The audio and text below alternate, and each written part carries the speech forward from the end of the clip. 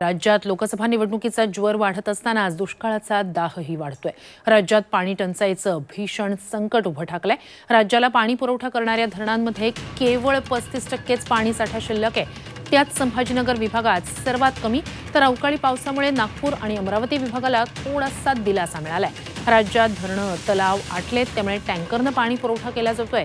पाण्यासाठी कडाक्याच्या उन्हात नागरिकांना दाही दिशा वणवण करावी लागतेय। राज्यात आता किती पाणी पुरवठा पाणी शिल्लक आहे, पाण्याचा साठा किती शिल्लक आहे पाहूया। तर संभाजीनगर विभागातला 18% साठा सध्या शिल्लक आहे। नागपूरमध्ये 48%, अमरावतीमध्येही 48% साठा शिल्लक आहे। जर मागच्या वेळेशी तुलना करायची झाली तर संभाजीनगरमधला पाणी साठा अत्यंत कमी आहे।